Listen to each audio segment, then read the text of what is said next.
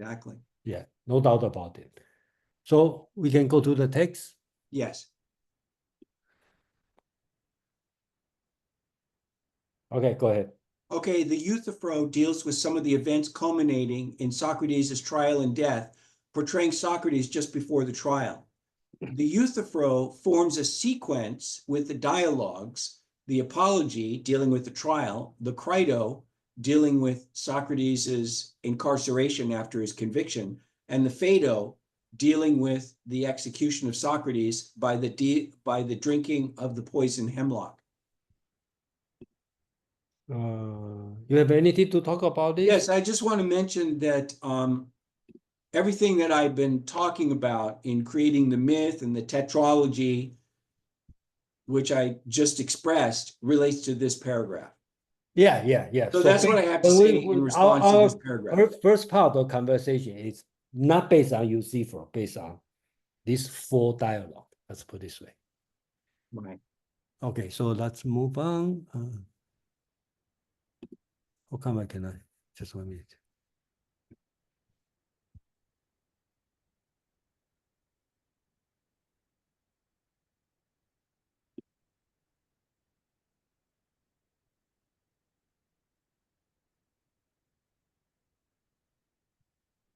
Okay, just 1 minute.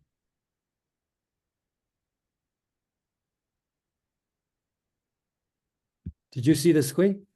No, I mean, I see the screen, but I don't see any text. Oh,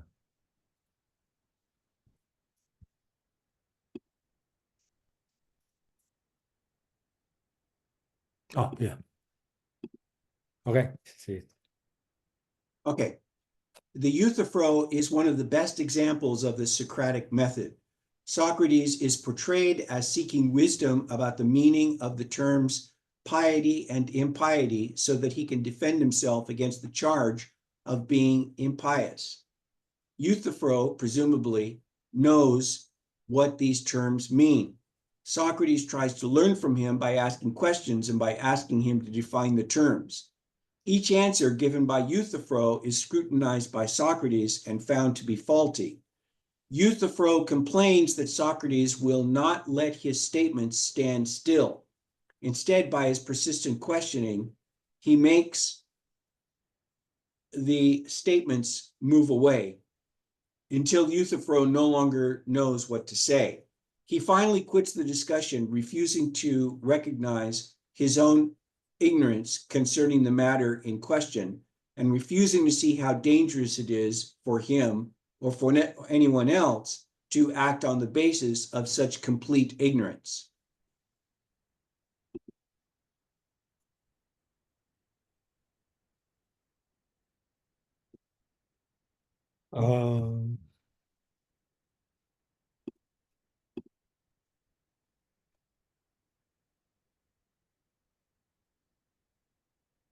You have anything to say? Or I have plenty. okay, go ahead. I probably So much note. I'm going to be very interested, and I'm interested in all in analyzing all philosophy, in trying to understand the larger purpose and the larger achievement of the philosophy, other than its truth value. So there are different ways to analyze philosophy. You can analyze the truth value of what they say. You can analyze the logical structure that they used, if you're interested in argumentation, or you could look at the purpose and achievement that is created by the philosopher. So the achievement, one of the achievements of this, assuming that this is the first dialogue, one of the achievements is that Plato introduces the form of the dialectic. And I believe that the dialectic is more than just entertaining. I think that the dialectic, which is a method of philosophy which goes back and forth, is a better way of learning truth than simply presenting exposition or even a poem like Empedocles did. So philosophers before Plato introduced their ideas, but Plato introduced the notion of dialectic, going back and forth. And I think that this is a new kind of philosophical methodology, which is hugely important because it's a very important methodology of ascertaining truth. So you could see that my interest here is less in the truth value than in the methodology. This is an epistemological method, which I think is going to be very important. Just one thing to add. Dialectic occurs in different forms. One form is dialogue, but I have an insight about other forms that may be dialectical, which aren't dialogue. One example is Parmenides, and this is a way of analyzing why Parmenides gave us two philosophies rather than one. Because you can't understand the truth of a thing until you understand what is not true. So you have to have two sides to an issue in order to get the greater truth. So in a sense, Parmenides is the one who introduces the dialectic by presenting his two systems. Another example is the scholasticism of the medievalists. If you've read Thomas Aquinas, you realize that he goes over all of the arguments on the other side. And then he goes over the exact opposite arguments. So that's a kind of a different form of the dialectic, I think. So Yeah, I agree. Yeah. Did you notice in the later part of Plato, it become less dialectic because the Socrates speaking become longer and longer and longer. And this one is considered as early. They kind of like equal part of statement. yeah, that's a great point. That is definitely a change that occurs in the dialogue. Definitely. Yeah, so But I let's noticed give that. credit to early Plato for Yeah, introducing something that has great value. and after a while, Plato probably become full of himself, and then start to talk longer and longer, and then the Yeah, opponent it could be all less kinds of chance different to talk. reasons. Maybe he just has Typical for the less, people maybe getting he has older. less patience with, No, I think when the people get older and then they establish some credit, and then I think we should remind ourselves something like this. yeah, that's a great point. Yeah. Okay, that's all I wanted to say about that. Okay, so let's move on. So Yes, the discussion begin with. right. The discussion We will begins. just interrupt. I think we will have 17 weeks to talk about Plato in general. So Well, that's true. But you know, the reason that I'm bringing up some of the topics that I am, even though they're true of later Plato also, is that I'm considering that this is the first dialogue he wrote. This is the first in the series. So this is important because it introduces some new ideas which he'll later repeat. yeah, So that's what the significance of why you would discuss such matters in the Euthyphro, because this is the introduction. so let me ask you one question. Here, why McGill says, see how dangerous, refusing to see how dangerous it is for him. I think here him means useful. Why useful face any dangers? Well, I have a couple of ideas about that. Okay, go ahead. The first idea is the idea that Euthyphro,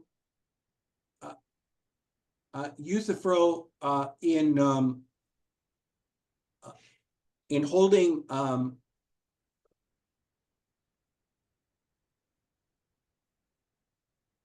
Euthyphro in acting on ignorance can be considered to be a microcosm of or a general example of what happens to people as a whole. So when they, have a legal system that crushes dissent and kills off people who might improve society. So That's not dangerous. Euthyphro is a representative of the macrocosm, which is dangerous to the larger society. Yeah, I have no problem here, but my question is about McGill text. Dangerous it is for him. For So Euthyphro. for Euthyphro, why? Yeah. Because in acting on ignorance, he represents a larger kind of ignorance and is part of a larger kind of ignorance, which will eventually affect him in an indirect way. But there's an even more direct way, which is Euthyphro is not only part of the society that is responsible for killing off the descent of Socrates, he's also killing off his own father. So, because acting on ignorance is allowing his father to be prosecuted. to be to be convicted of murder, and so that's an even closer example to Euthyphro than being a part of the general society. Yeah, but just forget about all the I know discussion. it seems to you that it's not dangerous to kill your father. You might think, hey, wait a second. He's not risking death, so how is it dangerous? Another thing, if my father killing somebody, wearing or unwillingly, I think he should go to jail. So let's put it this way.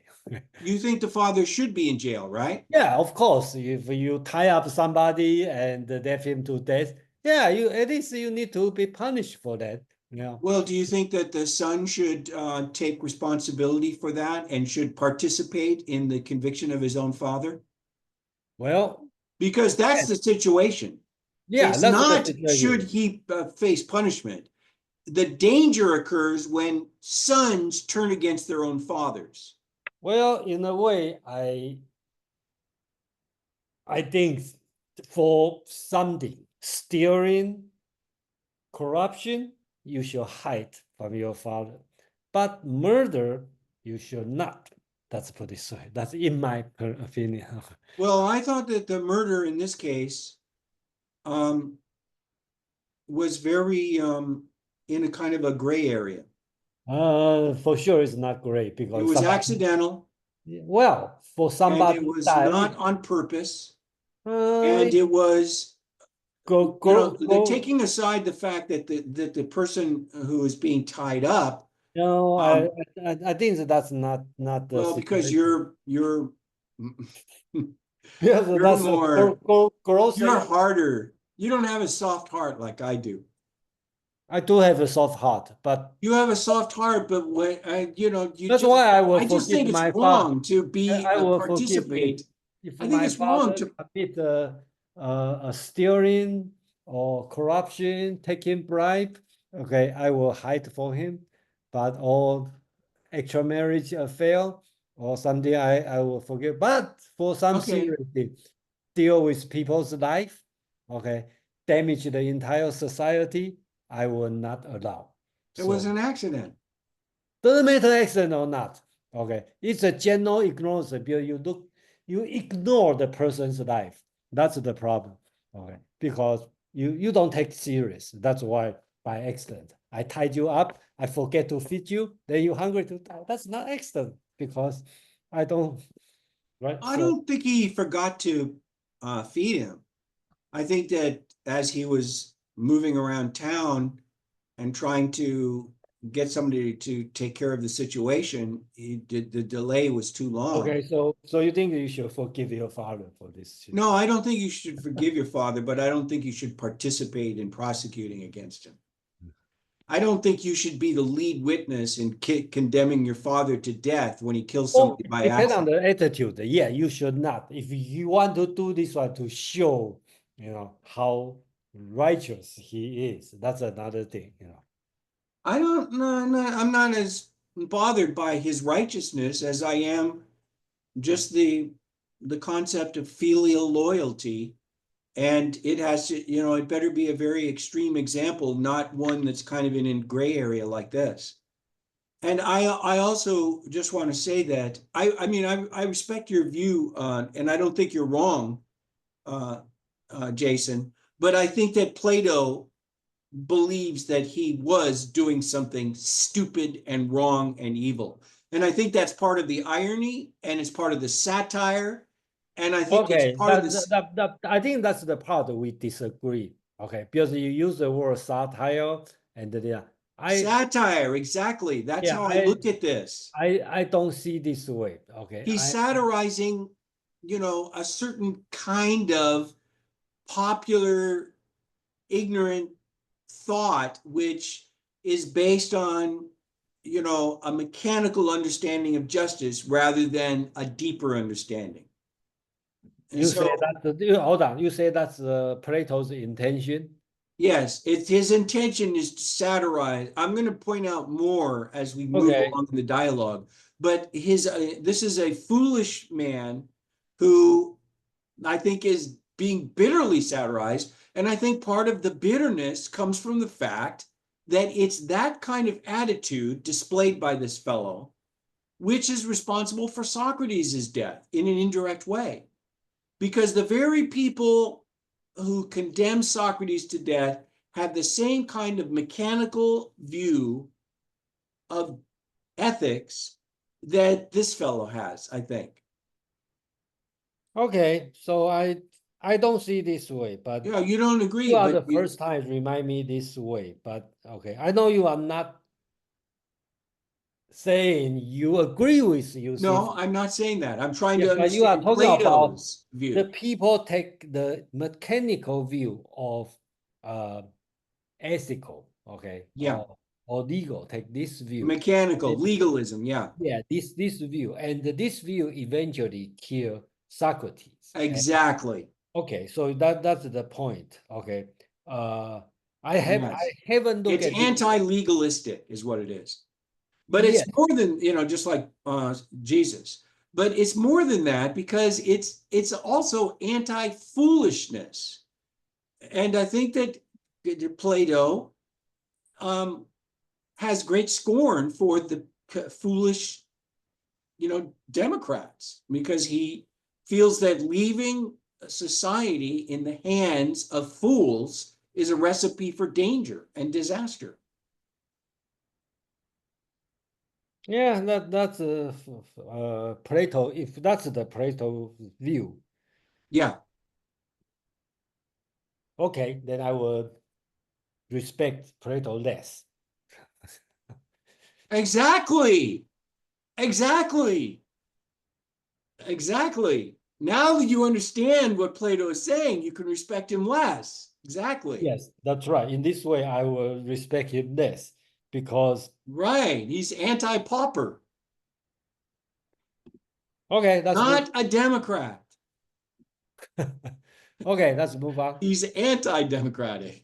He's anti-democrat for sure. Okay, I know, but I don't know he so much anti-democratic. So you And can, I just really enjoy satire in general.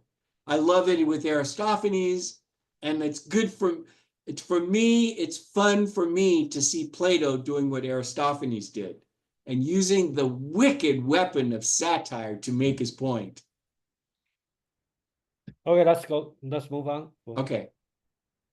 The discussion begins when Socrates and Euthyphro meet at the porch of the king Archon, where cases dealing with crime affecting the state religion are judged. Euthyphro expresses surprise at encountering Socrates in such a place. The latter explains that he is there because he has been charged with corrupting the youth of Athens and with inventing new gods while not believing in the old official ones. In contrast, Euthyphro has come to court to charge his own father with murder. Socrates suggests that Euthyphro must be very wise if he knows that he is right in prosecuting his own father. such wisdom about what is right and wrong can be of great assistance to Socrates in his own case. So he requests details from Euthyphro. Okay, I think here just description, so probably we can move on.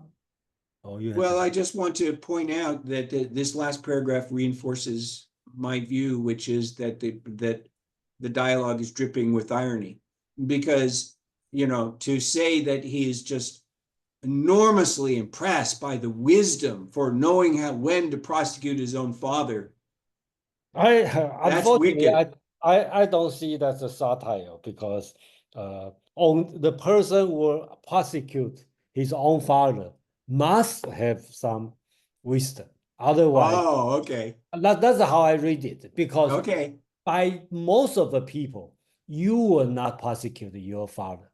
But well, unless you are a cold-blood person or some crazy person, right? Assume he is not. And then to me, it's very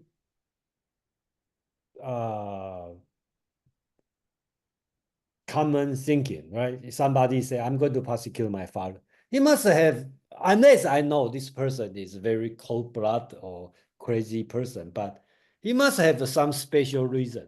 Otherwise, he will not do so. Nobody want to do so. So that's how I... Okay, so from your interpretation, this is an incredibly genuine and sincere compliment given by Socrates. Socrates is Yeah, he's very impressed by yeah. someone who has such wisdom that he knows how to And the prosecute plus, his own father. and the plus useful is being viewed as I don't know it's a real person or not, probably just created, but at least in the dialogue I read, Socrates say he is a great theology.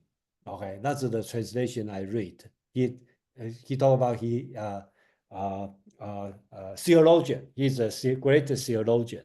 Okay, so he must know everything, and he prosecuted his father. He must have a special reason. So I don't know. Socrates asked this question is really satire question or reason. But to me, somebody want to prosecute his father. I I will definitely I want to know the reason. It must have some special reason, So Okay, good.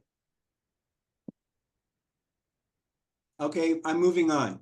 okay, The go ahead. charge that Euthyphro is bringing against his own father is based on a very strange story. A drunken laborer who worked on the family farm killed one of the slaves. Euthyphro's father caught the murderer, tied him up, and threw him into a ditch. The father then sent a messenger to Athens to find out what to do. While waiting for an answer, he completely neglected the bound murderer, who died from cold and hunger before the messenger returned. Euthyphro's family insisted that the father did not actually kill the laborer, and even if he had, the laborer was a murderer anyway, so he probably deserved death.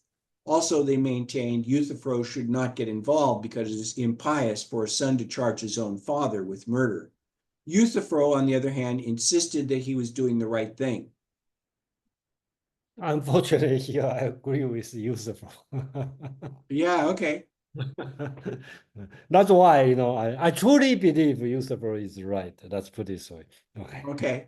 Okay. But not necessarily put his father to death, but to report. I just have to say, if my situation happened to my family, I probably will not report my father. I Well, probably... this isn't about reporting. He's the lead prosecution. Yeah. I probably will not do that. Okay, but I probably will still try to hide.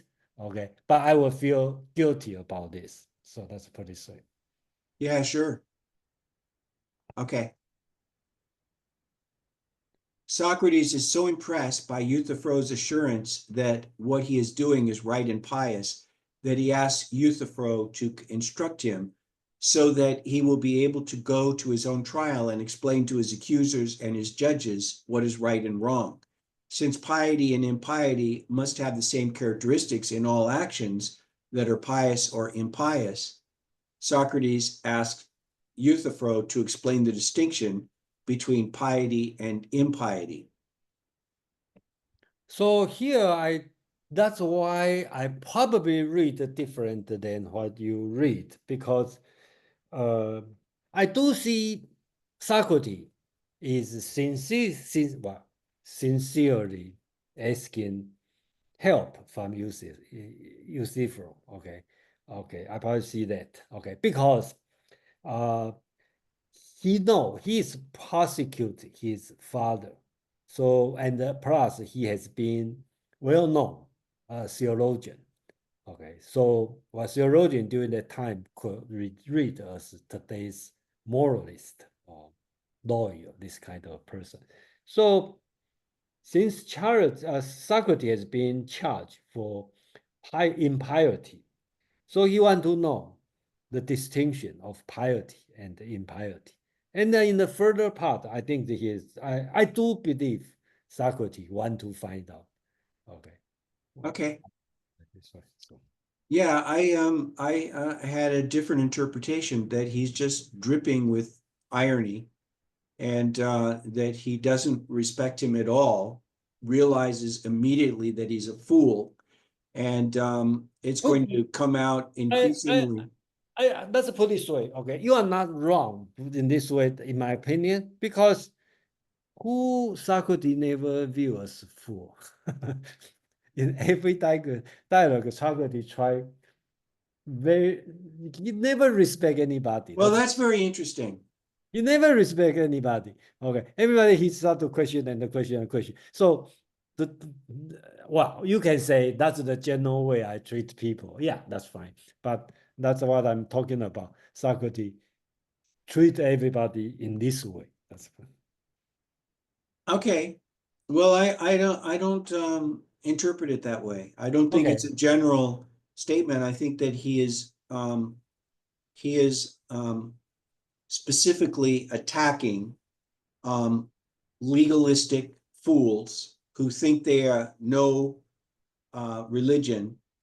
And I think that it's going to come out that this is a harsh, very biting satire against fools, especially fools who discuss religion, because religion is very dangerous, because that's how Socrates died, because everybody is viewing, they're misinterpreting religion, they're misinterpreting this because they're fools, and they think that they know what they don't. Let me bring out something else. I don't know if you noticed when you read this, but did you notice that Euthyphro at one point says that he doesn't understand why everybody laughs at him, because he knows more than everyone else. That was a great comment, which is a little bit Does of. that make McGill?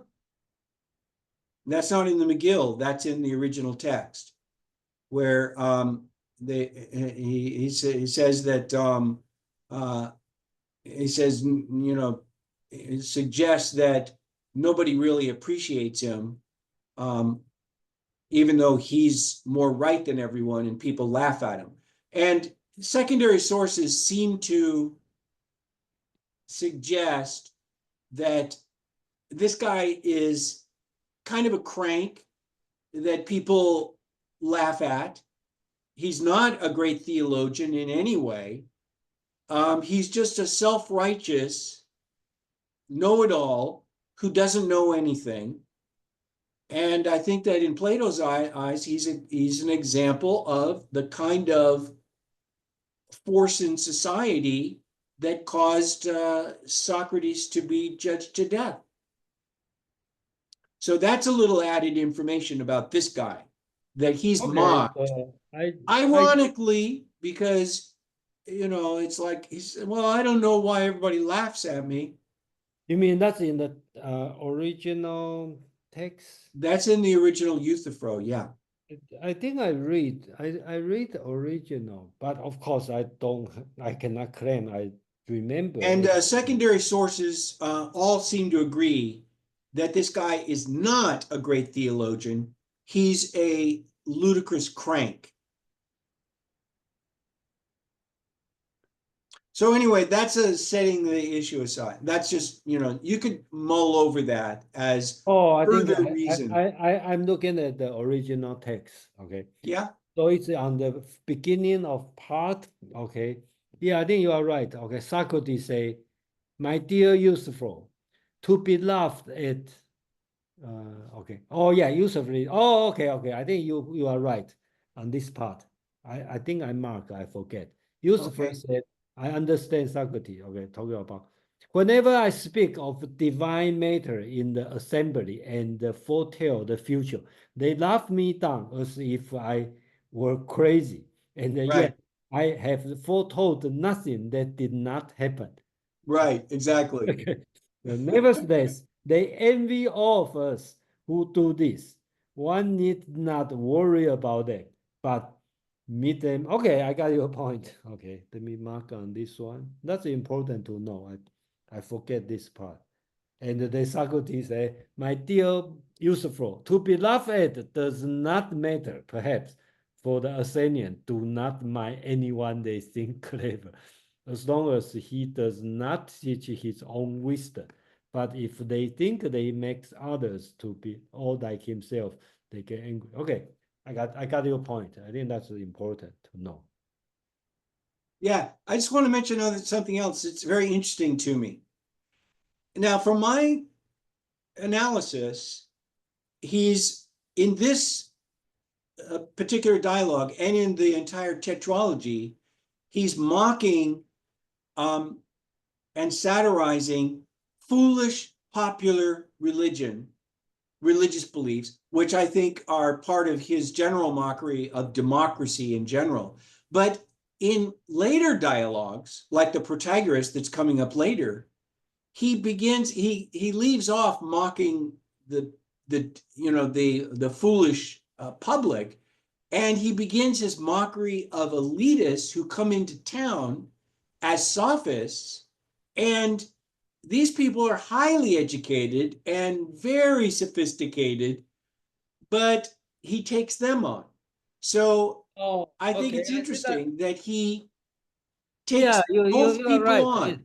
Yeah, you are right. You are right. Okay, so at the So they early time, represent two different segments of the yeah, culture. that's right. In the early part, he seems, yeah, and if that match to match what my understanding, because I claim myself read not all, but probably only three or four dialogue I didn't read. I read a lot. Let's put it this way. So You only missed about three or four, right? I probably read all. Okay. Yeah. Okay, I'll probably read what the letters. I only read the seventh letter. Okay, and then I think I read all except yeah, I read all.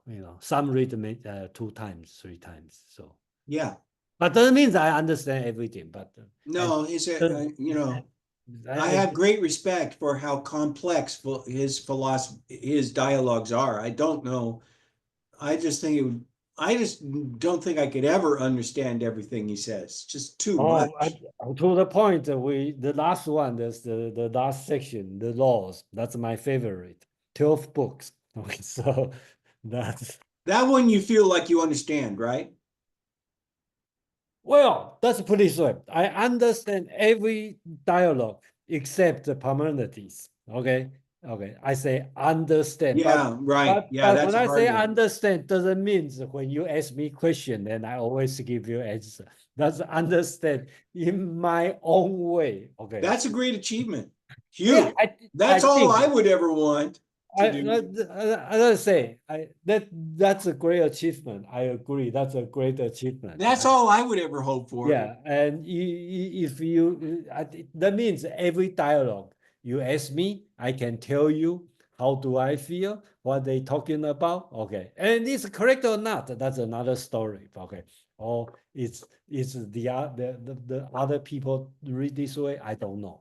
Okay, so but that's the way I read it. So That's anyway, great. That's great. let's move on. Yeah. Where it is? Uh, am I in the right place? Is it Hey, hold on. I jump around. Uh, Should be on the previous.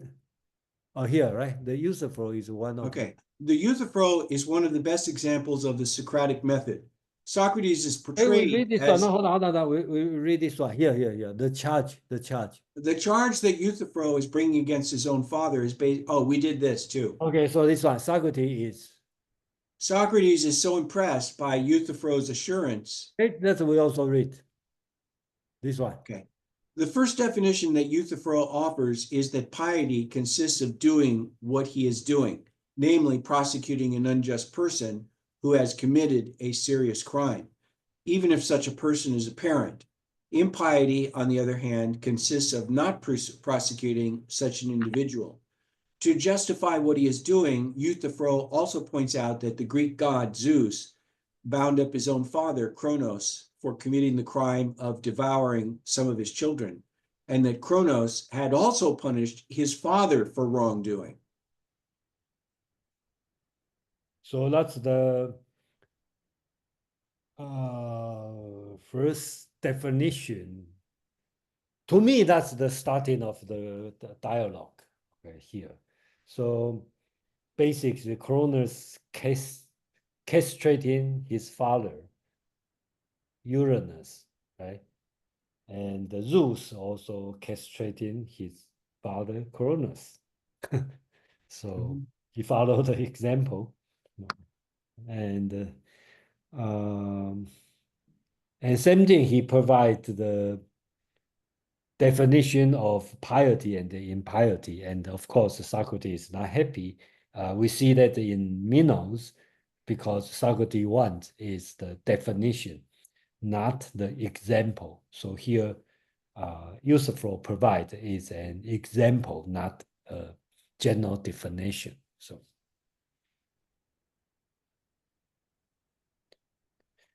one thing I think that is important here is he's talking about piety and justice. So I think what see the Euthyphro is talking about. You see his first definition. He talked about prosecuting an unjust person. Okay, so who has the piety? The piety consists of doing what he's doing, namely, okay, so piety, part of piety is prosecuting unjust person. Okay, so here, I think later on, I've been thinking about this, is how Socrates want to find help from Euthyphro. Because Socrates tried to find something, even he is in piety, but still just. Do you see this part? Yeah. Okay. That's the whole last half of the dialogue. Okay, that's great. Okay, so.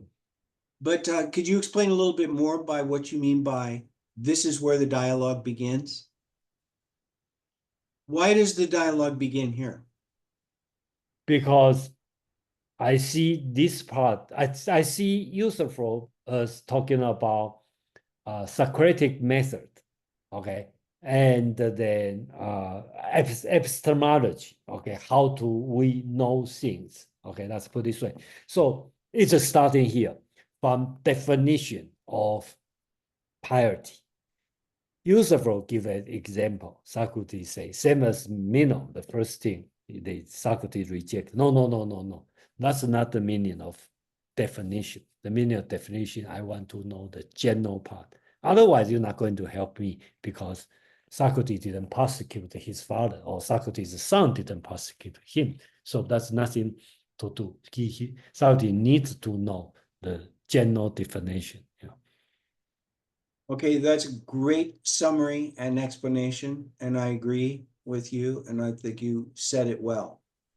This is the beginning of the attempt to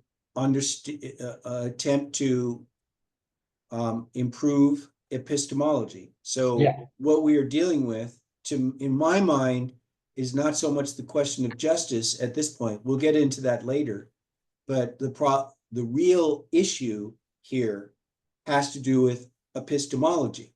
Yeah. And so that's a very interesting way to look at this paragraph and the paragraphs that follow. But I want to mention something else besides that. That was a great point on your part. But I want to talk about the example that he uses of Zeus castrating his father. Okay. And here's how I look at it. Now, you know that I'm interpreting this whole dialogue in terms of satire. And I think that much of the satire, but there's the epistemological question that you brought up, but on the overlay, the subtext is also satire, or let's call it a second aim of the dialogue. Okay. And I think he's satirizing popular Greek religion. Let's look at popular Greek religion. How did people decide what was right and wrong? They Follow looked at the Homer and Hesiod yeah. and looked at what the gods were doing and used their action as a role model for what they should do. So when we look at Hesiod and Homer and we see that Zeus castrated his father, then this guy says, well, I'm going to follow the gods because that's what they do. Now, to me, I think Plato believed that that was a ridiculous method of using ethics, that we should not follow the stories of Homer and Hesiod. That was a horrible way to find ethics. And there's nothing more ludicrous than looking at that story, it seems to me, where Zeus castrates his father and say, oh, well, this is perfectly legitimate then because it's done in Homer. So I think you have to read between the lines and see this as satirical. Now, later, we're going to see Plato takes up this whole question explicitly and says, like in the Republic and various other later dialogues, and he explicitly warns against using the ridiculous stories of the gods and using them as a role model for ethics in our own lives. So I don't think there's any doubt that Plato scorned this method, and it was another example of satirizing foolish popular belief, because that is what the people did. They looked at these stories and they said, well, the gods did it, so that's how I'm going to base my ethics. I think that's important. This again is reading between the lines. Plato doesn't state satire. It doesn't state it. It's not handed to you on a platter. You have to see the ludicrousness of it underneath the dialogue. So to me, that's satirical. Now, the other thing that you brought up, as far as it being a lesson in epistemology, in many ways, much of this dialogue is going to be a lesson on essentialism, which is a certain kind of epistemology, which is, we could look at essentialism as the project of understanding essences or universals. And this is going to be a long lesson, which you can call epistemology, epistemological essentialism. You could call it a lesson because you could say, first of all, you can't just use examples to make a definition. Then he's going to go through, and all through he's going to say what we can't use. And I think it's very important to understand that at each stage in the discussion, he's going to give us a different rule. First rule is examples aren't definitions. This is part of introducing a methodology, which, as I said, is different than the truth value of something.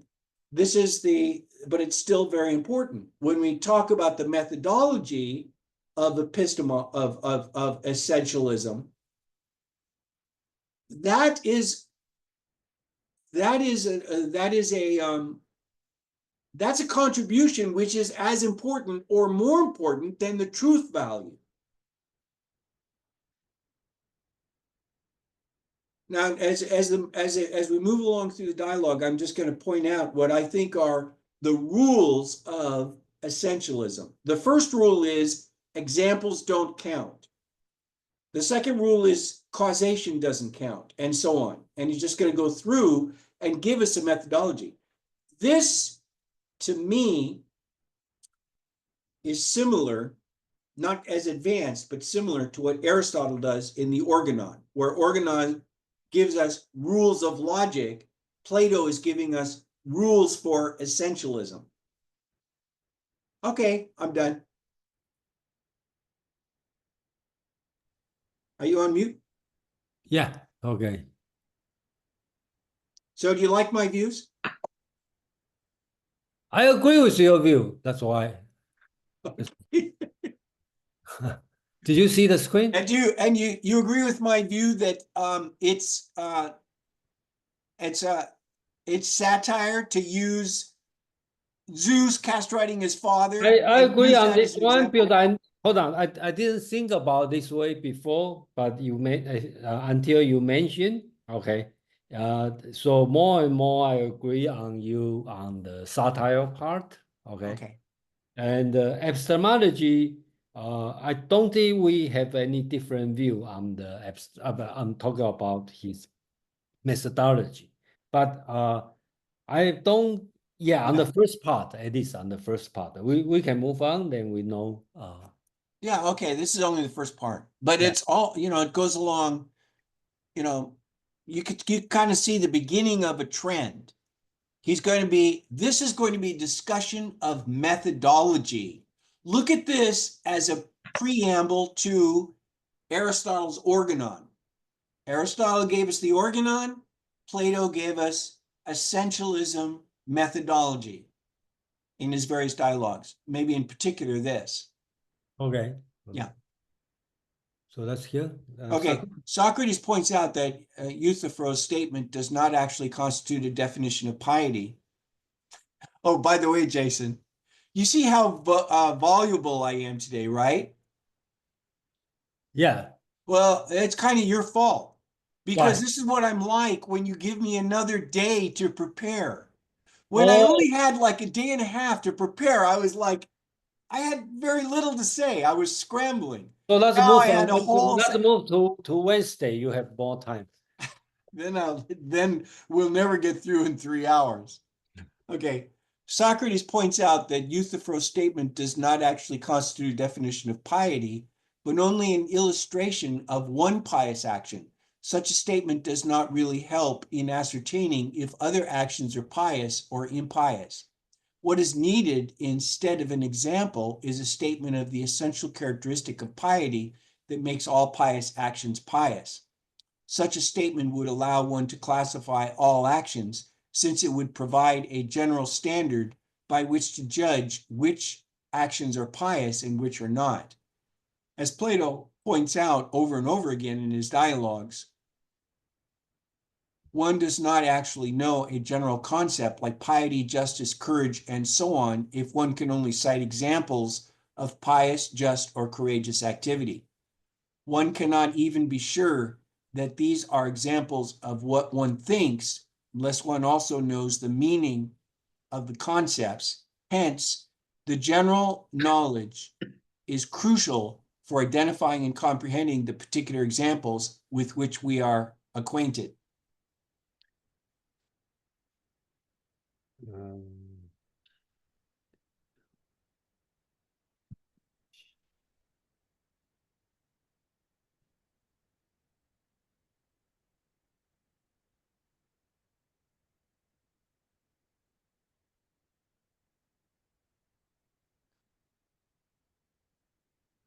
The Spain.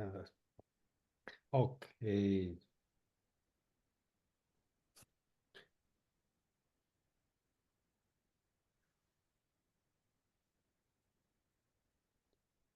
The general knowledge is crucial for identifying and comprehending the particular example with which we are acquired. So here, it's a typical Plato's idea. You need to know general, universal in order to understand particular. Okay, that's the deductive method, and then he's totally against from particular to general, which is inductive method. I think that's That's a great point. I love it. Yeah. That's the one That's the deductive method. Well said. yeah. So Plato is totally against inductive method. Okay. Yeah.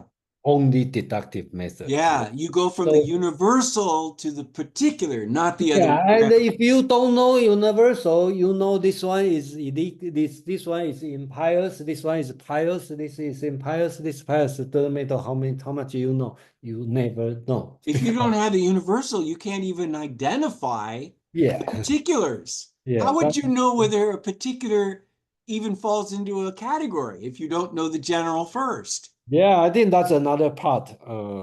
Bertrand Russell has a problem with this. Yeah, me too. Yeah, I know you are Baconian, so you No, have. but even without Bacon, I think that if we, I'm not so much of a Baconian. I'm not an absolutist Baconian Okay. because Bacon stresses correlation. And I do think there's a defect to correlation used, as an absolute.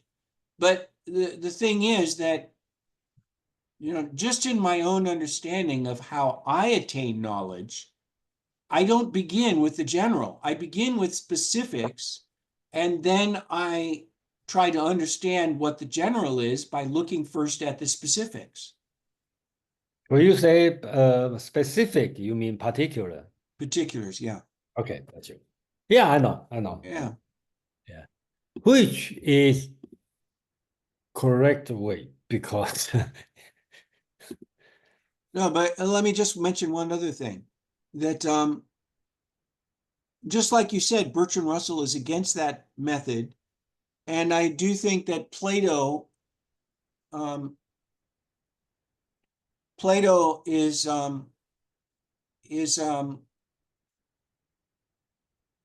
against the tide of modern thinking in general, not just Bertrand Russell, but there is a strong there's a strong bias against Plato's essentialism. oh yeah, And that's we just did last week before we spent like whole month, more than a month, to talk about pre-Socratic method, right? Especially we deal with a few Ionian philosophers. So which is right now we have to change gears.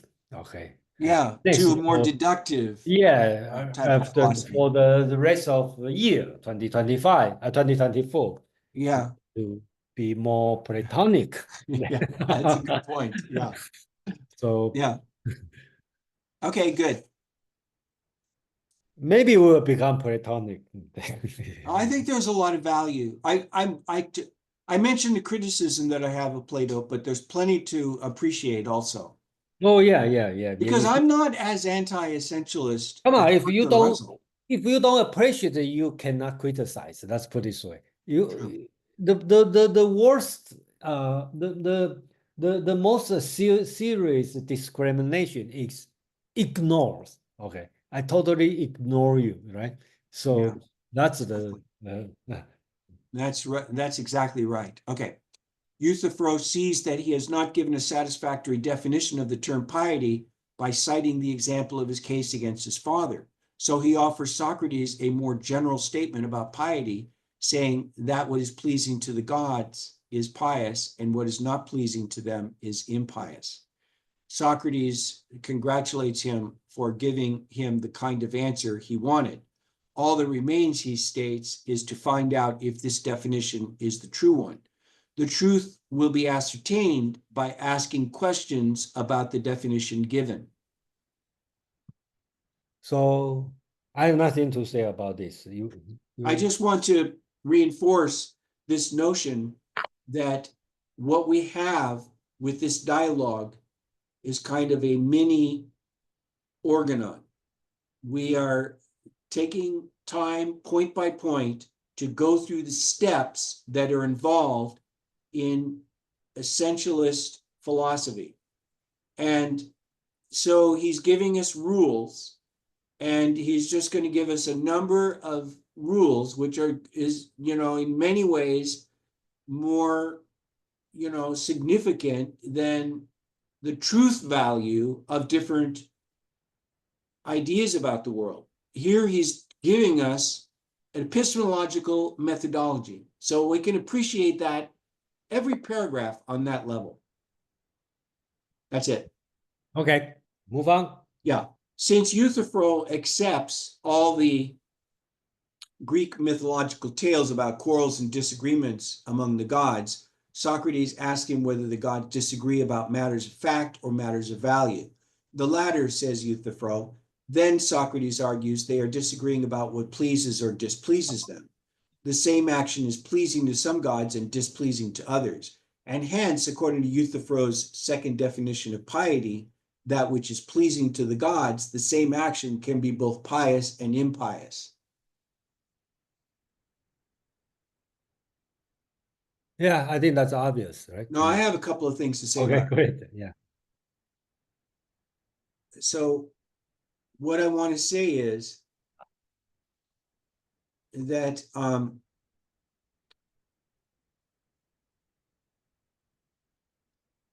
once again, there's more critical discussion of popular philosophy, which I believe is part of philosophy. If you critique the philosophy of the age, you're doing philosophy. And what does this critique involve? Now, it's reading in between the lines, but I think that Plato is critical of popular religion because it's based on a faulty idea that you can get truth from a bunch of gods who are constantly quarreling. That doesn't make sense to a deductive philosopher like Plato. And so this is another subtle criticism of popular philosophy, a popular religion of the day. But let me say, kind of bring up a view which is probably more unorthodox, which is this is exactly what I like about the polytheism of Greek religion. And in fact, I consider myself a polytheist. And the thing that I like about it is that there is no one single truth. There are many truths because the different gods disagree on so many different items. That prevents people from building a moral theory which is tyrannical, which my biggest criticism of Christian religion and Christian theology in general is it's all based on this unit notion that there is an absolute single kind of righteousness. Well, I'm a pluralist anyway when it comes to ethics and, just about everything. So I think that the Greek polytheism, even though it was frustrating to people like Plato, I think that it had great rewards for Greek society and allowed them to develop an ethics which was, instead of based on right and wrong, was more based on different ways to attain happiness, which I prefer to the Judeo-Christian approach. What do you think? Do you think that? Well, I agree with you. Yeah, actually, in a way, it's hard to say. Plato ridicule the popular theologian. Yeah. Okay. But actually, the popular theologian during that time is better than what the Yeah, exactly. that's the difficult part. Yeah. Because So, Plato, but we can criticize Plato all day for being an yeah. absolutist, Love your enemy, hate your We friend. talked about that last week when we talked about Protagoras and how Yeah. Protagoras may be the true hero of the age rather than Plato Yes, that's right. Yeah. So, because he's more relativistic. but we respect not what the Plato teach. We respect the spirit. What spirit Plato has. Okay, that's pretty simple. Yes, absolutely. Yeah. Yeah, just And like plus, sometimes. I do think there's a place for deductive philosophy that's very central to Well, be honest Western to you. civilization. Be honest to you. I think that Chinese history never developed the deductive method. Okay, it's always inductive. Yeah, Okay, so right, uh that's why the in early Chinese history is more advanced. Okay, we talk about technology and the right. even medical is much more advanced than Western. But later on, Western keep catch up. So my theory is the Platonic method, right, which looked like anti-scientific development, but Yeah. it kind of like hold the just kind of the force the primary school student to to go outside world but study math. But when you open up, you go outside, kind of the pent up, energy just rush out. So you can see to the last 200-300 years, the Western technology just going up. So Well, that's fascinating. That's fascinating. That's a great insight on your part. I yeah. love the discussion of is deductive thinking, does it hold people back or advance them? And the It, question of whether deductive thinking led to advance in technology I is do a think that really it is a good advanced. one. So because for you can see a lot of stupid arguments, especially during the scholastic argument. But they have to exercise and or even try to argue the existence of God. But they exhaust or they kind of master the tool, because and when they open up to use this one to the real world, it becomes very powerful. Okay. Which they quickly know how to verify this one is true, this one is not true, and it becomes very clear. So, it's very hard to say. In a way, I agree with Bertrand Russell. Plato basics it's an anti-movement for the scientific development. But in another way, without the Plato, we probably less advanced than today. Wonderful. Great. Great insights. I agree. So let's go to which way we are reading. I might miss the page. We should be in page 51, a third, right? A third definition is presented to overcome the problem of divine disagreements. Something is pious if all the gods love it, and it is impious if they all hate it. In cases where there is disagreement among the gods, the item in question is to be classed as neither pious nor impious. So here, the point come out, right? There's something called pious, something called impious, but there is something neither pious nor impious.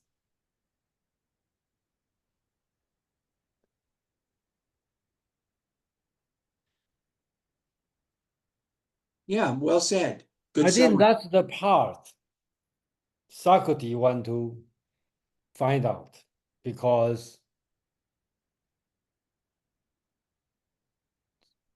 Socrates want to know. This part is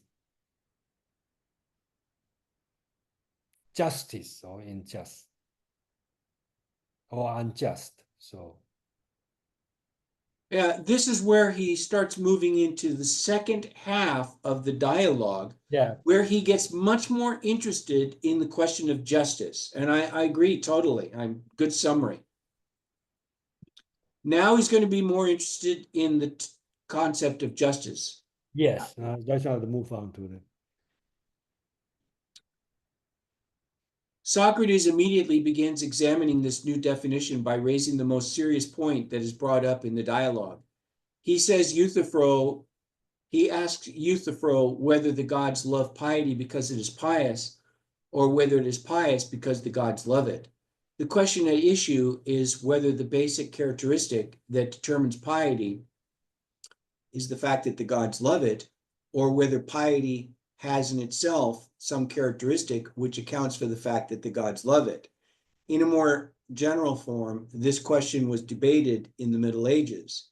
When philosophers ask whether if something is good, it is so because God wills it, or whether God wills it because it is good.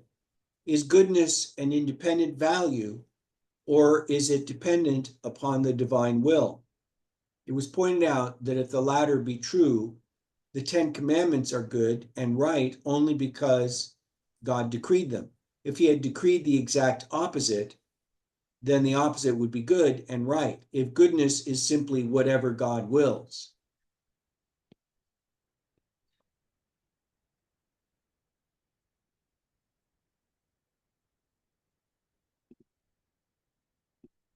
Yeah, I think that's the key point, at least to me, for the entire dialogue.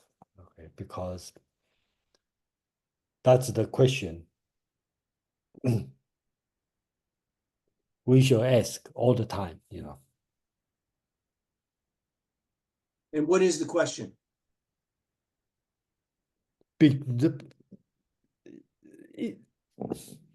A cause B or B cause A. Okay. So you should treat your parent well because you love your parent, or your parent, or you love, or you love Love your your parent. parents and Okay. by treating them well. Yeah, that's right. So I think that's we face all the time. But I think Aristotle make it clear, okay, by when he talk about four causes, okay, uh, he make this question clear on how to think this one. So Yeah, by discussing what causes are legitimate and what aren't. no, I think the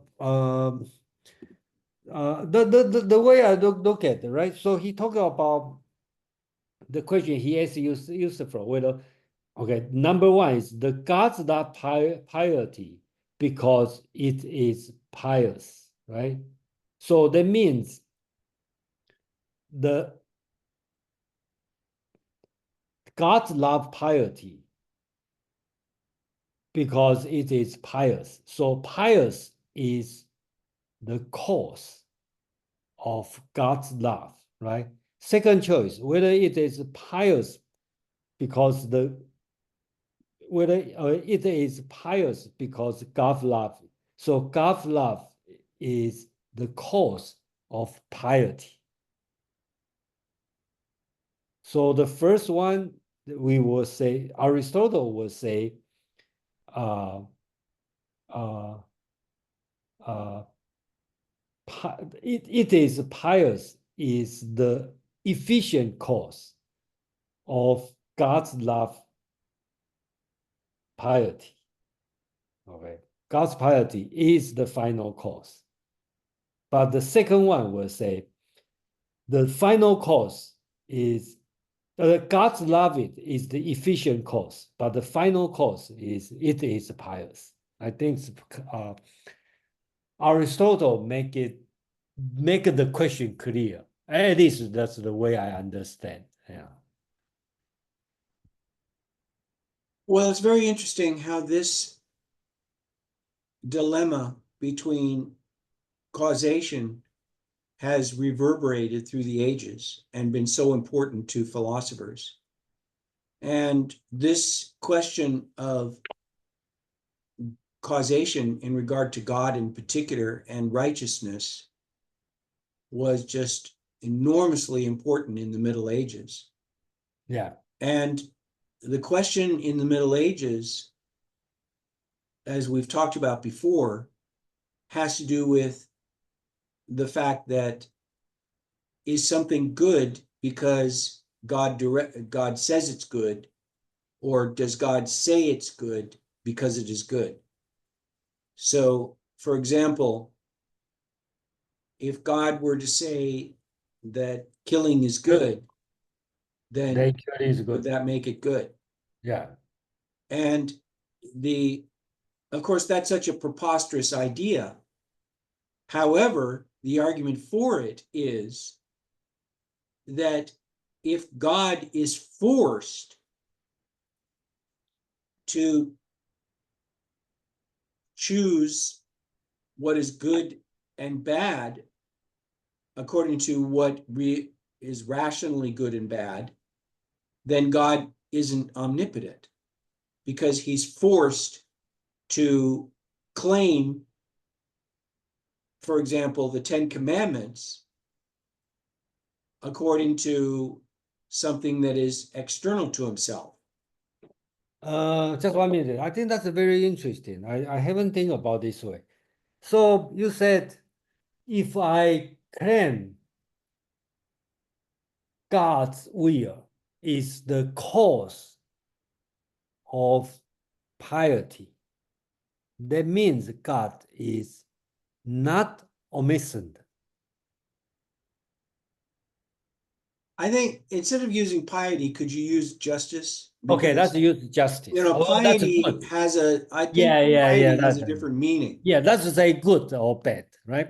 So Good is even better than justice, I think. yeah, let's say good or because bad. that's what they mean by it. Okay, what God, if we said God is the cause of good, okay, when God said killing, okay, let's say God said kill all non-believers, okay, so that means that's good, right? Yeah. Okay, we don't question about. You mean Right. if that's the case, that means God is not omniscient. Is that what you said? I'm saying that let's go back to the Ten Commandments. How did God decide the Ten Commandments? There are some people who say that he just willed them. But there are other people who say that he decided on the Ten Commandments because anything other than the Ten Commandments wouldn't be good. So if God is constrained to decide what good and bad is according to what is rational, then God isn't omnipotent. Okay, so you mean the if so you said if you want to your God to be omniscient,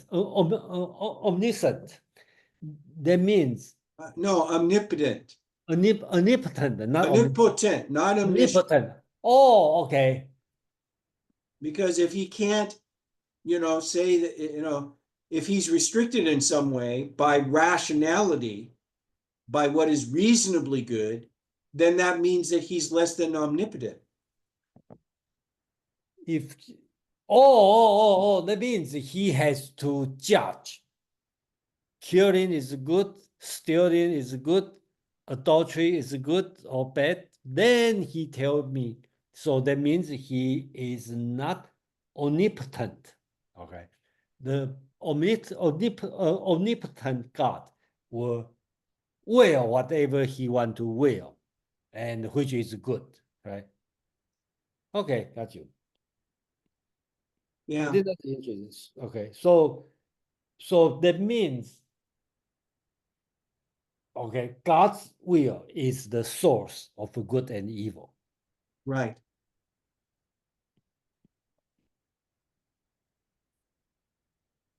The only other thing I want to bring up about that paragraph is something that we just said, which is that it's my impression that when Plato talks about justice in this dialogue, he's basically talking about goodness. It's just that the Greek perspective about what was good is not the Judeo-Christian notion that what is good is what is decided by God. The Judeo-Christian method of deciding what is good is to decide whatever God says. Yeah, because it's The the Greek omnipotent. session of good is whatever is just. That was the closest that they had to an approximation of right and wrong. When they use justice, that's their way of talking about general goodness, I think. Yes, I agree. Yeah. Yeah. Okay, You so know, and it's easy to get confused on that because Plato, in his later dialogues, which are coming up soon, has so many intricate discussions about exactly what justice is that it's easy to lose track of the fact that for the Greek, for the Athenian, I think generally, if they wanted to just talk about a good person, they would describe him as a just person. that's right. He to them just justice is highest good. That's it. Right. Okay. So here I do have a question. That's read this one. Okay. Okay. Okay. Are we on Euthyphro? Yeah, yeah. Euthyphro holds that the gods love piety because it is pious. Socrates then shows him that he has not offered a definition, but only an effect of piety in pointing out that the gods love it. Since, according to Euthyphro, piety has certain characteristics that make it what it is, and since it is because of those characteristics that the gods love it, then he still has not given an adequate definition of piety. He still has not revealed what the essential characteristics are that make it what it is. Okay, so from the beginning, Euthyphro holds that the gods love piety because it is pious. Yeah. So he's taking as pious piety has its intrinsic value, right? So it's not possible God will say killing is good because killing is not good by itself. Yes, exactly. Are you sure that's what you Yeah, I'm sure. That's you my are very sure, argument. right? Because I read, I like to read the original, Yeah. and then unfortunately, I read the original. I think I mark up in the. I spend a lot of time trying to understand this part from the original, and I understand the opposite way. So Yeah, well, I tried to go through the original and I found it pretty confusing, you as you you, also try to read the original. That's yeah. unusual, but but Well, it because it's so short, I thought, okay, oh, I'm you read supposed the to. original. Okay. Yeah, Now, though, I'm that's in the now, 10. I think in the future, I don't know if I'll do that anymore because I found Well, it so when confusing. oh, you should try on those. There are only 12 books, so No way. This was only 45 minutes on YouTube. And as I went through it, I just thought that the language was so convoluted. And I just thought, this is not worth it. well, the 10. Yeah, I make drink many times, then I decide to the better ways to ask you. So, um, Yeah, from that's what it is, Jason. 10 Yeah. 10A B 10A to 10D. Okay, that's the he's talking about. Okay, and I like be honest, even I got totally confused, but I like his Socrates example, right? He said, "Tell me then, whether the thing carried is a carried thing because it's being carried." Do you understand this sentence? Yeah. I think it's interesting, right? And then Yeah, he, it's good. okay, is this not being seen because it is a sin. Okay. So he used, I think that's a good question, actually. Even I was confused more, but I think that's a good way to illustrate. Yeah, some people like that passage about carried, and some hate it. Yeah, And there is some criticism of the whole dialogue because they criticize it as being based on grammatical sophistry, not But really. other people really appreciate it, I just really like me. appreciate it. How about you? I like it because to me, what he's doing is creating a mini organon. He's giving us rules and methodology for epistemology, the epistemology of essentialism. And he's pointing out what can actually be used to find the essence. It can't be examples. It also can't be causation because something that causes something else isn't the essence of it. And it also can't Oh, be, so you talk about, okay, I got your point. Let me write yeah. it. So Okay. these are rules for how to find the universality of things. You can't use just examples and you can't use causation. You That can't definitely say, not by but example. it's very easy for people who are first attempting essentialism to look at causation and just assume that that's part of the essence. But Plato says, no, you can't do that. Okay, You so also, yeah, Euthyphro said,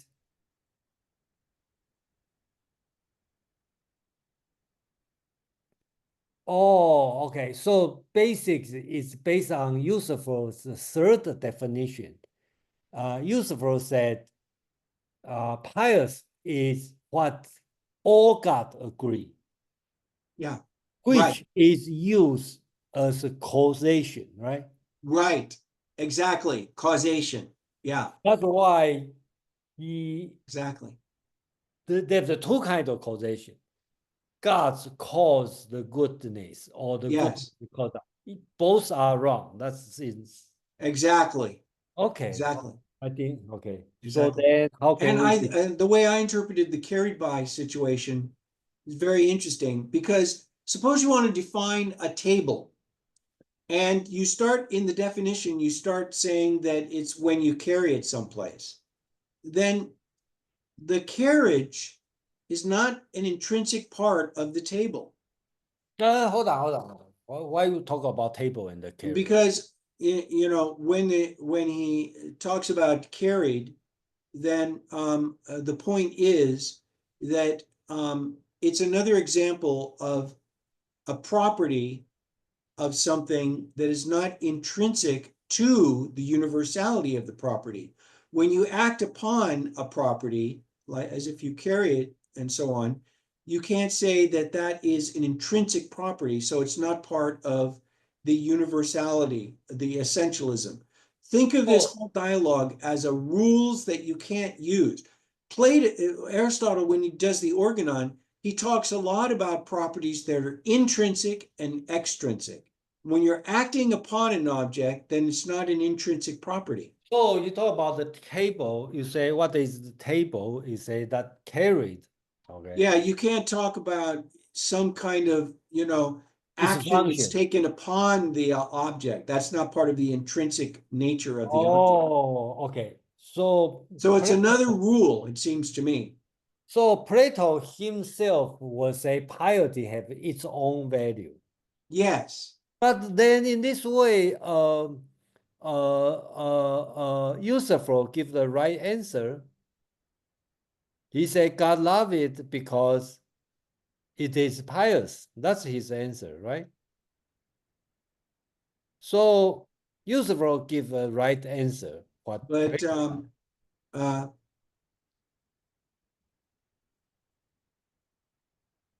well, I don't want to talk about that yet until Why? we get That's a little bit. important. I don't know if I don't know if I don't know if I can think clearly enough to give you a good answer on that. Because Except I that asked the wrong question or when I was reading it, I felt that it was an inadequate I like his later definition that has to do with giving honor and reverence to the gods. But I don't, and I do, I feel that, describing something as pious as what gods look at it as, gods love it because it is pious. I had the feeling as I read through it earlier that it was circular, just Well, as Plato says. because I'm a little bit confused when I this time read, because I read I don't know how many times I read the Euthyphro. Okay. Yeah, Okay. I read it many times. Okay. right. I always believe, okay, Euthyphro's answer, okay, to the question is God's will is the cause of piety. Until today, I read it, I find out it's opposite than I thought.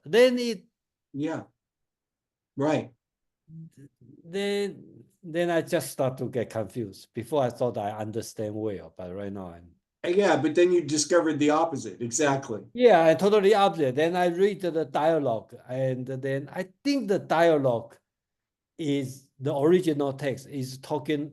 Euthyphro's answer is talking about God's will is the cause, but McGill said the opposite way. But you said the secondary source. You are very sure that's his answer, right? Yeah. Okay, so let's move on and because Yeah. But everybody. as we go through, I tried to, in my own mind, try to come to a conclusion about what piety really is. I don't know. Did you ever do that? No, I don't care. Well, I thought it was, I thought it was really helpful me in describing what the flaws of the various arguments are in this dialogue. And so we'll get into that later and why I Okay, think there are flaws. okay, that's it. Okay, Okay. move on. Then Socrates asks Euthyphro once more to tell him what Euthyphro claims to know, namely what piety and impiety are. By this point in the discussion, Euthyphro is bewildered. He complains that whatever he says in answer to Socrates' persistent questioning just gets up and moves away. His words and his ideas do not seem able to stay fixed and permanent. Socrates then offers to help by suggesting another way of approaching the problem. I don't really have anything about that paragraph. I just think it's Euthyphro already get the right answer if that's the case. Yeah, you think that the notion that the whatever the gods believe is pious, right? No, if Euthyphro, if the read is here, okay, if McGill is right, Euthyphro holds that God's love piety because it is pious. So that means piety has its intrinsic value. How can gods love piety because it is pious? That's the definition that you like? No, no, no, I like that's the right answer, right? Intrinsic value for the piety. Because piety has its own value. That's why God love it. Is that Euthyphro's answer, right? Well, that doesn't really describe what piety is, though. So, but basically, you're trying to figure out what pious is. So, what you think is the best answer is that piety is what the gods love, right? No, I didn't say that. I didn't. I Is only that what said you think Euthyphro believes? that's on the paragraph here, right? Euthyphro holds that God's love piety because it is pious, right? And that's supposed the question Socrates would like. Am I right? Well, it doesn't really describe what piety is. Does Socrates why Socrates didn't ask him to describe what piety is, and why Euthyphro complain? You know. All right, well, let's move on. Yeah. Okay, in answering the In question. answering the question, Euthyphro offers another definition of piety and states that righteousness and piety are that part of justice dealing Hold with. on. Do we miss any part? Maybe. This is yeah. He asked Euthyphro whether whatever is pious must also be just. When Euthyphro gives an affirmative answer, Socrates inquires whether piety is the same as justice, or whether piety is only part of what constitutes justice. The latter, he is told, in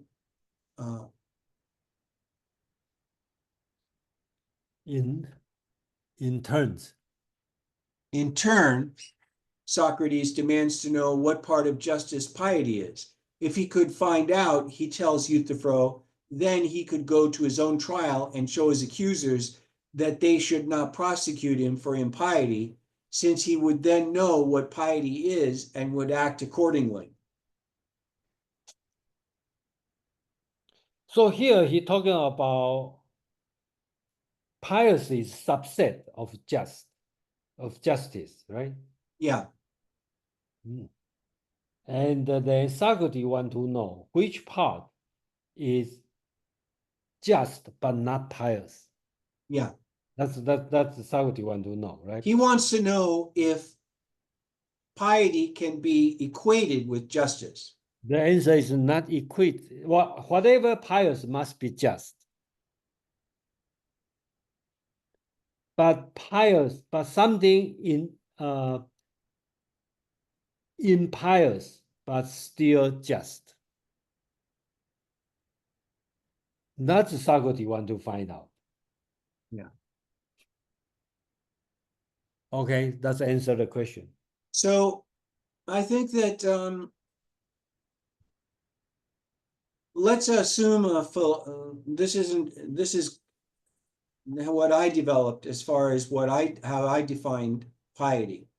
I define piety as that which honors the gods. It sounds like that's useful definition. That would mean I would agree with Euthyphro. So how do you honor the gods? We're going to have all kinds of different ways to honor the gods. To me, honoring the gods involves multiple functions. One of those is through justice. So you honor the gods by being just. You also honor the gods through rituals. You also honor the gods through, the attitude you have towards the gods. So being just is, in my definition, is part of piety. So in your opinion,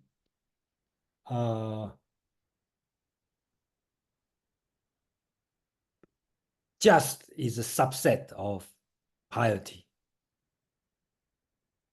That piety is one, I don't know. Well, here's the two things we need to figure out. Yeah. One is that possible? There's something impious but just. Well, what about the question of whether there is something that is just, but not necessarily impious, but not necessarily pious either? And different examples are brought up, such as, if you're courageous in battle, that's part of justice, but that isn't necessarily piety.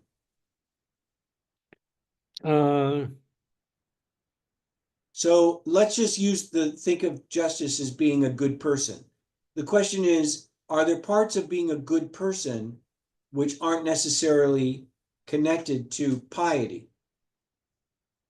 It seems like piety is a smaller subset of justice. Yeah, that's what I read in the. Yeah, I think you're right. But do you think this way, or you don't? Yeah, I do.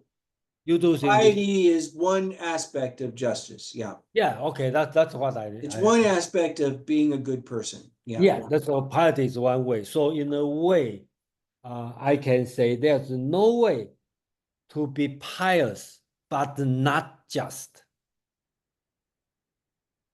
Am I right? As long as you are pious, right? It must be just. Yes, I would agree with that. Yeah, and that's what the user. Yeah, because if you're not a just person, you're not being pious. You are not You're you are not being pious if you're not being a good person, a just person. if you are not a just person, you have no way to be pious. I agree. Yeah, and the only way, only possible exists is you are just but not pious. It's possible. Yeah. Okay. Hey, put the timer on hold for a second, okay? Okay. So okay. So do we move on to the next So one? let's talk about this as a mini organon.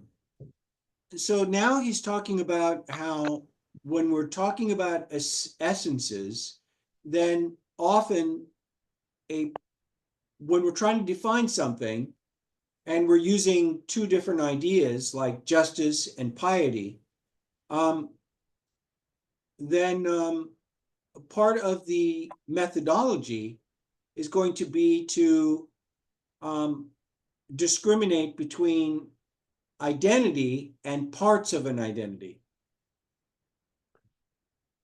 So when we say we might say that justice, for example, is part of piety, or piety is part of justice. So it's often easy to confuse identity with part of an identity. So okay. So here I like the way you read it. Okay. So you said Yeah, you read this one as a mini organ. Okay. yeah, So first, yeah, by definition, is not by example, right, by causation, right? right. And the third one is not by Not by contradiction. extrinsic properties like being, like carrying. Just because something is carried doesn't mean that that's intrinsic to the essence. But then that one I'm a little bit unclear about, but that's Okay. possible. But this Okay. next one has to do with, now he's going to talk about if there's an overlap in concepts. Sometimes it's hard. You can confuse the discussion uh, by claiming that there's an identity when there's only part of an identity. So if So we're looking at goodness and piety, I know. there Yeah. is an overlap. And the question is, does that make them equal or not? I think that a lot of people get confused and assert that they're equal. But Plato, in going through this systematically, points out, well, they're not identical. Maybe one is part of another. So it's so that's my question to you. I understand this, but Yeah. what Plato want to say? He wants to develop a methodology of essentialism. That's the main purpose, one of the main purposes of the Euthyphro, that he's providing us in an entertaining way while doing satire at the same time and various other things, with a point-by-point methodology of how to discriminate between good essentialism and the mistakes that an attempt Okay. to essentialism But makes. sounds like he didn't provide the right answer in this dialogue. No, but he doesn't give you but that's irrelevant. He tells us a lot about the wrong Yeah, answer. yeah, that's what I'm talking about. And that's the good thing. Yeah, yeah, exactly. He Yeah, he doesn't did. tell us the right answer. There's no right Fine. answer. He just Only have tells the us mistakes that we make in our methodology, yeah, yeah. Okay, okay. which is more important. Yeah. Yeah, because, yeah.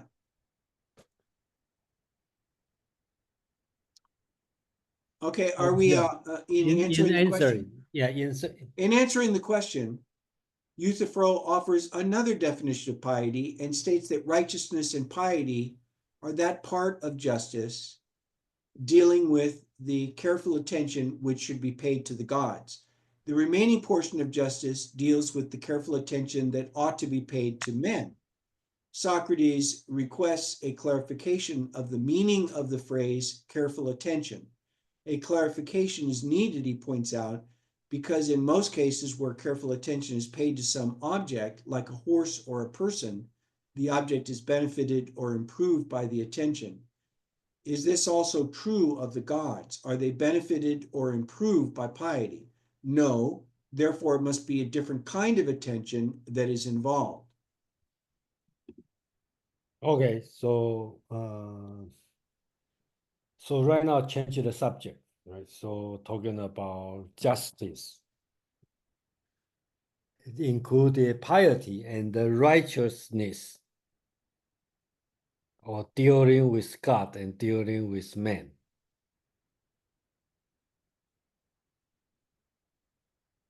Then he talking about serving God, careful attention should benefit to God. Well, that's what I have to say, Well, I think that the key topic is a critique of some of the paradoxes involved in popular religion. Why do we pay attention and care to the gods, since the gods aren't helped by it? That's the subtext you are talking about. Or it's No, the he talks key about, message. well, somewhat, yeah. But, he does talk about, he asks, why do, he's talking about paying attention, the piety is paying attention to the gods. Now let's take a Carefully look at attention. the Greek religion. What did they do? Actually, what does any religion do in order to show piety? Part of the religion has to do with paying attention to the gods by Yeah, means of careful sacrifice and attention to ritual. God. Yeah, all religion, let's put it this way, All right? religion. Yeah, as long as you So talk about religion, all religion. So it's really a critique of all religion. What is the purpose of paying attention to God or the gods? Because the gods aren't helped by it. And then he's going to bring up, I'm not sure if he did it in this last paragraph or he's going to do it in the next paragraph, but he talks about in a normal transaction where one person provides a service, then the person is helped. But he points out the contradiction in that line of thinking, because gods aren't helped by paying attention to them. They don't need any help. To claim that they need help is hubris. Have we gotten to that paragraph yet? not yet. So in any case, that's the key question that he wants to wrestle with. We're talking about piety. We're talking about popular religion. We're talking about his view of popular religion. And I think that we have to ask ourselves, what is the purpose of ritual when the gods don't need any help anyway? Okay, so let's get the answer. Okay. So should I go on to the next paragraph? Yeah, the last one. Okay. To his make his point clear, Euthyphro says that the kind of attention he has in mind is that which slaves pay their masters. Then Socrates points out piety is a type of service to the gods. Every service aims at accomplishing something. A doctor's service produces health. A shipwright service produces a ship. But what does piety, which now seems to be a service, produce? Generally speaking, Euthyphro answers, the principal result achieved through piety by means of words and actions in prayer and sacrifice that are acceptable to the gods is the preservation of the state and of private families. The results of impiety are undermining and destruction of everything. Okay, so what's his answer? So his answer is that what the gods do as their service is they preserve the state and the family, which is true. Hold on, hold on. Oh, okay. So I probably didn't read the message correct. So that means God do this one in return. Yes. That's what the gods do. They provide that service. And, that is true of religion in general. You pray to the gods and you get something back from them. So how does it come? So it's a compare this one is the doctor's service is produce health. Yeah. We And we give the doctor money and he gives us health. Exactly. so we pray to, oh, okay. So I probably didn't read it right. So we give money to doctor and doctor give us health. Yeah. And we pray, we do the careful attention to God. God in return give the preservation of the state and the family. Yeah. Okay, okay. So Yeah, but there's a problem that Plato points out. And the not problem yet. is, He haven't point out yet, right? I don't know. Does he point out Let's do in? the next paragraph because Okay, that's where he talks about the problem. okay. So In go ahead. terms of the latest answer, Socrates again asks what piety and impiety are. Euthyphro now seems to be offering the view that piety is a science of prayer and sacrifice, a science that deals with asking of the gods and giving to them.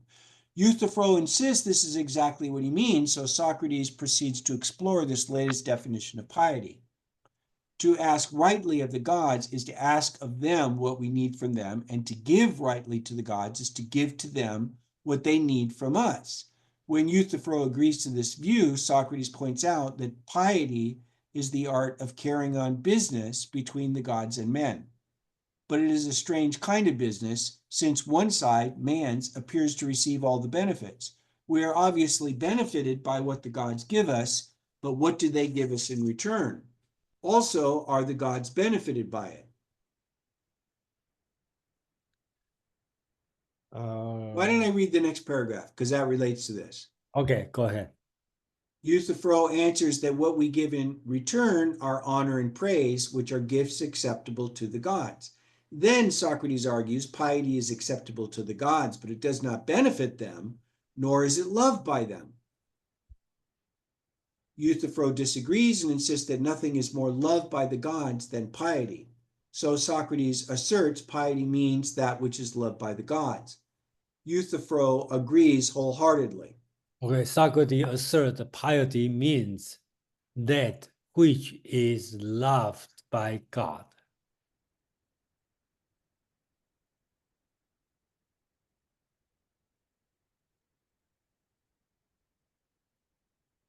Whatever God loves is piety. Is that what this sentence said? Yes. How come I sometimes read a little What's bit? that? No. I just surprised. I don't under I understand less than I thought. Now, don't forget that Socrates here is not offering a solution. I know. He's later going to point out that this I is never circular usage. expect anything from Socrates. That's Right. other. So the criticism he makes is a rather interesting one. It's an intriguing one.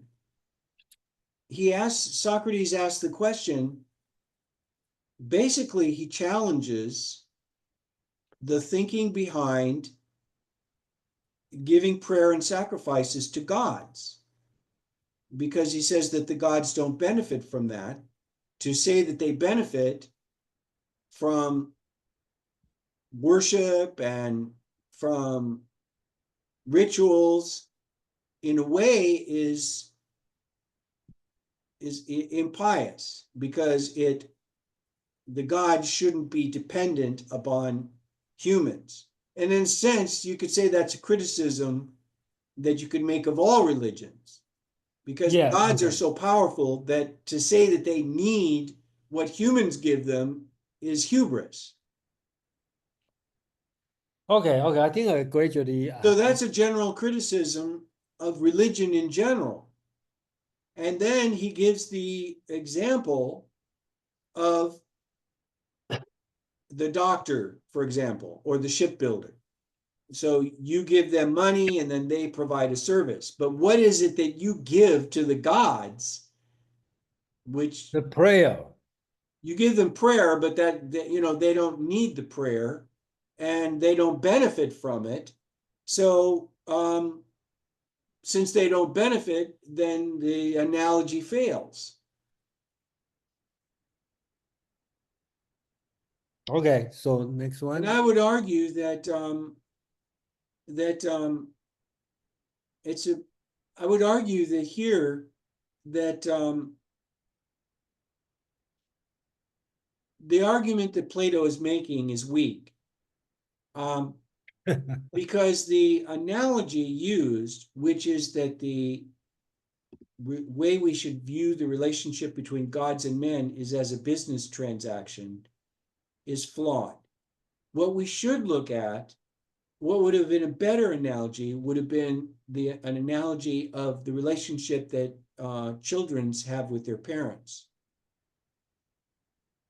Because in the case of children and parents, what children give to parents isn't something that the parents need, but we give them honor and love, and that is maybe not, you know, what they need, but it's something that is valuable to them, To whom? To the children. to the parents.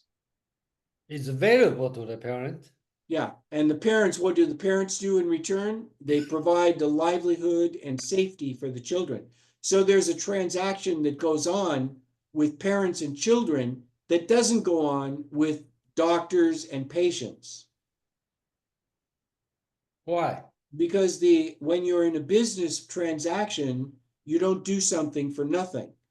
What in a parental or various other relationships, then giving the parent honor and respect is enough for them. Well, I do see this one as honor. Okay, I do see. I don't see Plato make a weak argument here because compare with parents as children, they all bi-directional relationship. Uh, uh, children, well, even we claim parents' love to children is unconditional love, but the situation is, parent got upset if the children is not respect. Yeah, You same as no, that's legitimate. same as the situation, right? You disrespect God, God is going to punish you. Let's put this way. And Yeah, you respect God, and it's hard to argue God doesn't want anything. God wants your respect. well, what I'm saying Just is like a that if doctor you needs your use, money. look, Just I agree with everything that you say, but the point is that he didn't use the example of a parent and child. He used the example of a professional business owner and a customer. And in the case of professional services, honor isn't enough. And that's the point that Socrates makes. He says, well, you can say honor just same as money, you know. So I think that's what Socrates want to make. no, You Socrates says that know, he's the arguing that, piety to God just like money to doctor. That's it. That's what I'm thinking. So the but that the whole point is that um, when Euthyphro tries to make that argument, yes, and that's Socrates argues that it's incorrect because doctors don't just accept honor. And that's where I oh think okay, I got your that's point. why I think that he makes a weak argument, because it's true that a doctor won't just accept honor. He needs money. Okay, I But got if your he point. used parent children, then the analogy would be good, and then we could understand what piety. Okay, I got your point. Okay, so That's it. Yeah, it's okay. Let's move on. And I'm suspicious that Plato makes a lot of arguments based on faulty analogies like this. And as we go through the dialogues and we see more of these analogies, I'm going to be very careful and try to, figure out whether the analogy is the best he could use. He always use doctor. He always uses doctor and shipbuilder, and he Yeah, uses always a shipbuilder, captain, and a doctor, and then a general. Okay, sometimes okay, something like this. You always use this one. exactly. Okay, so Okay, where are we? Socrates point out. Socrates points out once more that Euthyphro must know the answer in order to pursue his case against his father. Surely he would not risk doing the wrong thing and offending the gods. Euthyphro wearily protests that he has no more time for the discussion and he must rush off about his business. Socrates protests that he is left without the help he needs for his trial so that he can report that he knows what piety is, and hence will not commit any impieties in the future. At this point, the dialogue ends. So here it's I think the here. Oh, okay. Because on the he already contradict himself, right? For the part that he talk about, hey, which part? Which part? Oh, here. When Lucifer talking about uh piety means that which is loved by God, Yeah, it's already contradicted by his earlier definition. Uh, piety, but it is piety, therefore God love it, right? It's a contradict with what. yes, I agree. So here he already got no answer. Right, I agree. Yeah, and Yeah. that's why No, he. that's fine. That's legitimate. Yeah, so then he is okay. So that makes sense so far. I don't want to think one more time. If I think one more time, then I got confused again. Okay. All right. The Euthyphro is one of the several superb short early dialogues that portray Socrates exposing the ignorance of supposedly wise men. When pressed, they are shown not to know what they are talking about. They cannot define basic concepts they deal with, such as piety, justice, And and courage, yet they are sure that what they are doing is pious or just or courageous. They are unwilling to undertake the difficult task of seeking to discover the meanings and natures of these terms. Their actions, based on their ignorance, can be disastrous, as is illustrated by both Euthyphro's charges against his father and the impending trial of Socrates. okay, it's a disastrous. I know it's disastrous for Socrates, but I'm not sure it's disastrous for Yusuf.